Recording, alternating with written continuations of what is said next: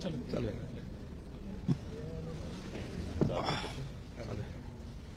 सर्व पत्रकार मित्रांचं स्वागत. आवाज येतोय? हे घेऊ, हा घेऊ का? हा ठीक आहे. दुसरा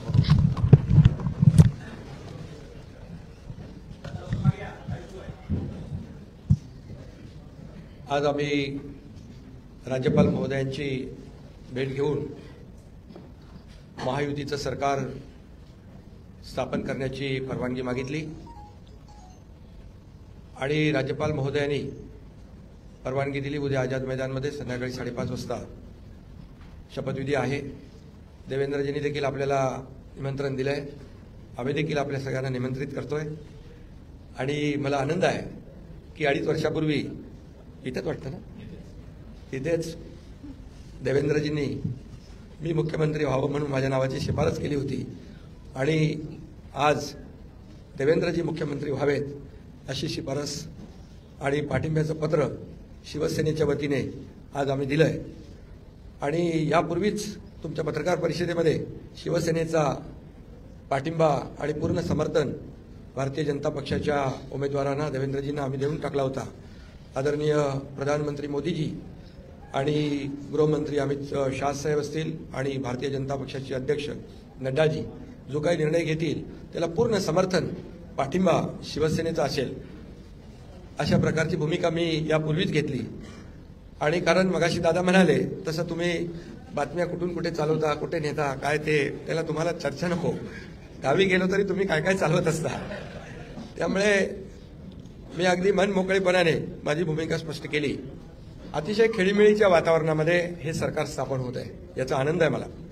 खरं म्हणजे आतापर्यंतच्या इतिहासामध्ये एवढं बहुमत महायुतीला कधी मिळालं नव्हतं आणि या महाराष्ट्रातल्या तमाम जनतेने व त्यामध्ये सर्वच आहेत, आमच्या लाडक्या बहिणी, लाडके भाऊ, लाडके शेतकरी, सर्व घटक, या राज्यातला प्रत्येक मतदार यांनी महायुतीवर मतांचा वर्षाव केला आणि एक ऐतिहासिक आणि दैदिप्यमान असा विजय या ठिकाणी महायुतीला मिळाला.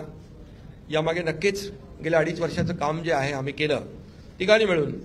आणि आमच्यामध्ये काही कोणी मोठा कोणी छोटा असं काही नव्हतं. आम्ही एक टीम म्हणून काम करत होतो. आमचा उद्देश एवढाच होता की मला काय मिळालं यापेक्षा महाराष्ट्रातल्या जनतेला आम्ही काय देणार आहोत हे महत्त्वाचं होतं.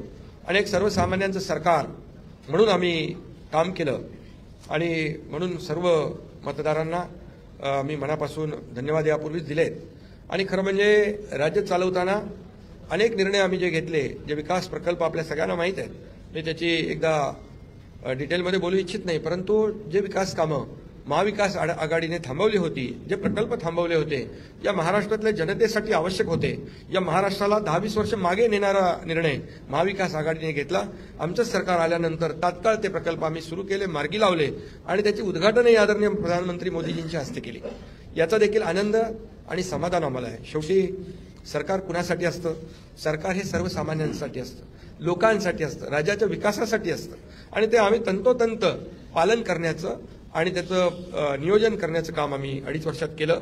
याचं खूप समाधान आम्हाला आहे. आणि एकीकडे विकास, दुसरीकडे कल्याणकारी योजना, या दोघांची आम्ही सांगड घातली आणि मग सरकारच्या माध्यमातून सर्वसामान्याच्या आयुष्यामध्ये एक काही ना काही एक आधार म्हणून, एक सहकार्य म्हणून, एक सरकारची जबाबदारी म्हणून पार पाडली पाहिजे ती पार पाडण्याचा प्रयत्न आम्ही आटोकाट केला.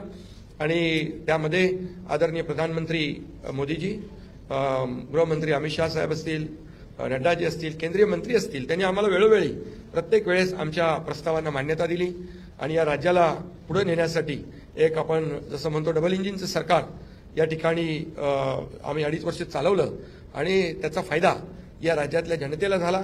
आणि या जनतेने देखील कामावर विश्वास ठेवून आमच्या कामाची पोचपावती या निवडणुकीमध्ये भरभरून दिली.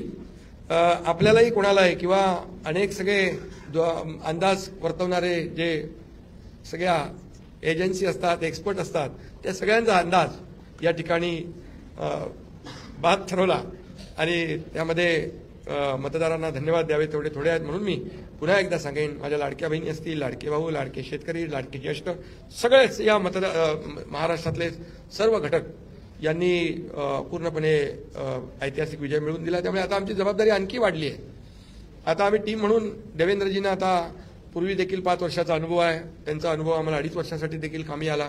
आता पुन्हा मुख्यमंत्री म्हणून त्यांचं नाव शिफारस करण्याची संधी मला मिळाली, त्याचाही आनंद मला आहे. आणि म्हणून आमचं अगदी टीमवर्क जसं 2.5 वर्ष झालं आणि राज्यातल्या जनतेला या ठिकाणी आम्ही सहकार्य करू शकलो. आतापर्यंतच्या इतिहासामध्ये आपण जरी थोडं चाळून बघितलं तरी सुद्धा एवढ्या कल्याणकारी योजना कधी झाल्या नव्हत्या. आणि कल्याणकारी योजना फक्त आम्ही निर्णय घेतले नाही तर त्याची अंमलबजावणी केली, त्याचा लोकांना बेनिफिट झाला, लोकांना त्याचा फायदा झाला. शेवटी कल्याणकारी सरकार, सर्वसामान्यांचं सरकार हे लोकांच्या कल्याणासाठी असतं. ते खऱ्या अर्थाने आम्ही राबवलं, याचा आनंद आणि समाधान आहे. त्यामुळे मी पुन्हा एकदा देवेंद्रजींचं मनापासून अभिनंदन करतो की पुढचा आपला जो प्रवास आहे तो अतिशय यशस्वी आणि राज्याला पुढे नेणारा, या राज्याचा विकास करणारा आणि सर्वसामान्यांना न्याय देणारा ठरेल. आणि त्यामध्ये नक्कीच आपला सर्वांचा सहभाग असेल, सहकार्य असेल.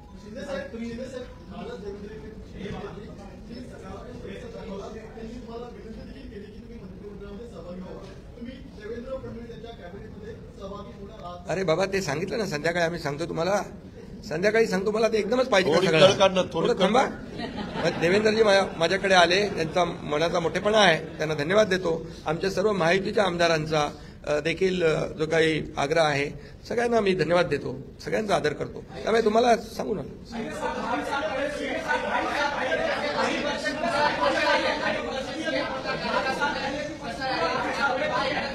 अरे बाबा, एवढी कामं केली की आठवणीतलं एक क्षण काय सांगू.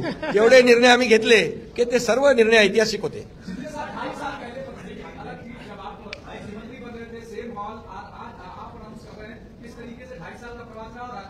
बहुत खुशी है मुझे कि 2.5 साल में हमारी सरकार ने, महायुति सरकार ने और हम तीनों ने और हमारी टीम ने जो काम किया है वो उल्लेखनीय है. उसके इतिहास में उसका सुनहरे अक्षरों में लिखा जाएगा. इतने बड़े निर्णय लिए, इसकी हमें खुशी है. तब्येत चांगली आहे, म्हणजे आवाज थोडा, अरे आता तब्येत होते चांगली ना, आता लगेच कसं जोरात बोलू.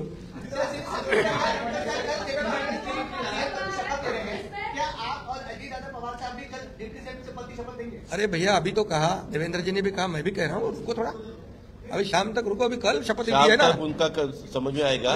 मैं तो लेने वाला हूँ, मैं रुकने वाला हूँ. दादा को नहीं, अरे भाई, दादा को अनुभव है, दोपहर शाम को भी लेने का और सुबह भी लेने का.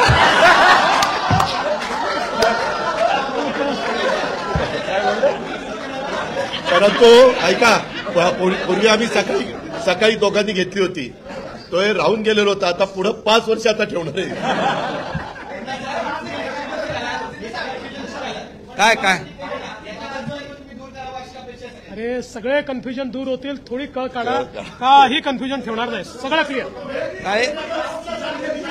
काही कन्फ्युजन नाही आहे. ए बाबा, काही कन्फ्युजन नाही. सगळ्यांना उद्या तुम्ही 5:30 वाजता नाही, 5 वाजता हजर व्हा आणि परत दादांच्या बद्दल किंवा आमच्याबद्दल काय तुम्ही बातम्या. चला, धन्यवाद.